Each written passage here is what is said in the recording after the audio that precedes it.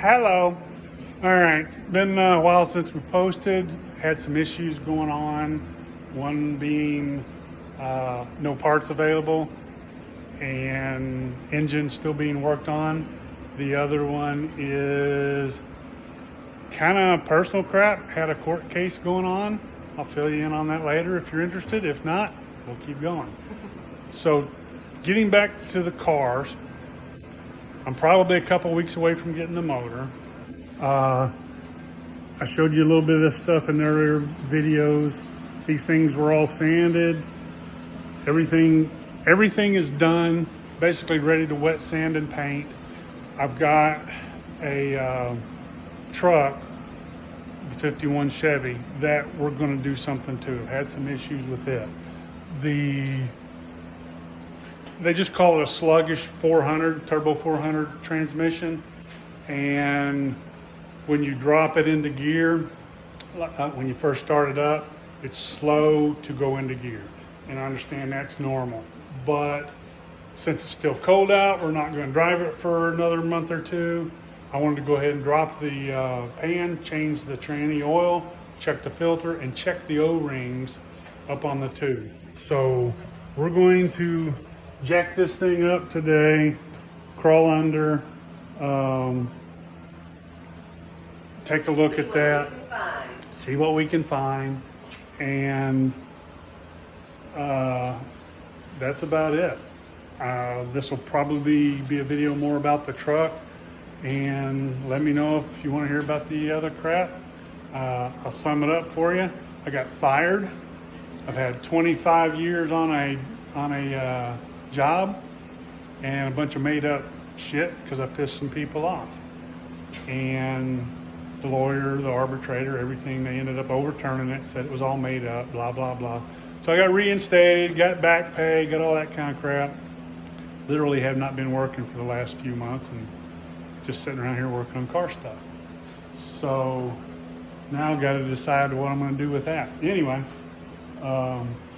back to the truck, and I'll stitch in some more stuff here once we drop the pan and see if there's any issues at all. There may be none. It just may be it could be a weak pump or anything, and I'm just being told drive it till it drops, which is what we're going to do. This thing just got done. It's got 200 miles on it.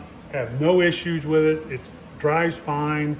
It's just when you first drop it into gear, it's slow, or if you let it idle too low, and it just kind of drops out of gear. So I'm thinking it could be a filter, could be something. But other than that, if all that's good, I'm still just going to put it back together and drive it because we have no issues with it other than just that little bit. So anyway, that's it for now. Okay, drop the pan. Honestly, everything looked pretty good. There was not very much, normally you get the metal flake, the shiny stuff in the pan. Wasn't much there, but the filter did. There's the material that's in the filter, and how much that's restricting flow, I don't know. This tube and the O-ring seemed okay. I actually was hoping that O-ring would be more worn or missing, but I mean, it's probably okay. I'm going to replace them anyway. I'm probably going to put 2 on there because that one feels, it's just like it's almost a little bit hard. I don't think that's enough to cause the issue. So just going to order a new filter, and I checked everything else in there. Loose bolts, loose control valves. I didn't see anything. And again, I don't know anything about this transmission. When we built this motor, or bought everything, it was supposedly new, fixed, been rebuilt. I pulled the motor, pulled the intake and the heads. Look, it definitely had been redone when I got it from the guy. And I mean, everything was shiny, everything. It looked new. And I have no issues with the motor. The transmission said the same thing. And we actually drove it before I bought it. Again, that was 14 years ago. And that was why this the O-rings and things had me worrying. This thing's set for 14 years. And I figured I had dried O-rings or whatever. Still could be something somewhere else. But like I said, it runs fine. It drives fine. It shifts great. It's just that low idle. And that's all I could think of to do. And like I've talked to a couple transmission guys, and they're like, if that's all it is, just freaking drive it till it goes. And you may drive it forever. Again, we usually just go to shows and things with this, but we're going to drive it. And that's the case. And at the time, money was a problem. You know, do you want to spend $1,000 rebuilding a transmission? That is fine. Well, probably not. So we didn't. And, you know, then again, here you go.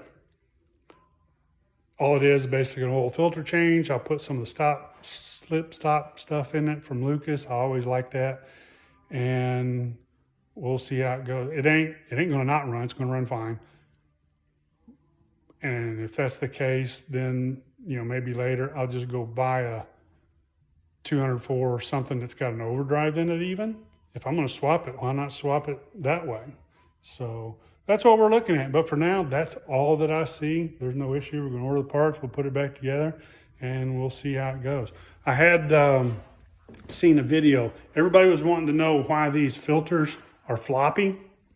If you pull a 400 apart, you'll notice that the filter flops on the bottom, and it's got room to move about a quarter inch. Nobody seemed to know why. People talk about putting springs under them or shimming them. It bugged me enough. I started looking, and I found that in the early years, when they developed this, they put the same transmission in 4x4s, and they got deep pans. So that makes complete sense now. If you put on a deeper pan, the extra screw length lets the filter drop down to the bottom of the pan. And again, it's sitting on the bottom of the pan is not an issue. People think it is. This thing picks up the oil from the top. When it sits on the bottom, there's no way that it gets any fluid in it. The fluid level sets over it. It sucks it from the top so that it's not sucking metal chunks and stuff in. So it was that simple. And if you put a small pan on, shallow pan, and push up, it just lifts the filter. That's why. And I looked for hours, couldn't ever find anything. I finally ran across this one thing where it said Broncos and trucks got a little bit deeper pan. And again, that makes sense. So there's the answer to that question. Anyway, that's all for now. We'll order some parts and put her back together. Where'd Tammy go? I got dirty. She got dirty. Just like old times. She crawled under and was loving life.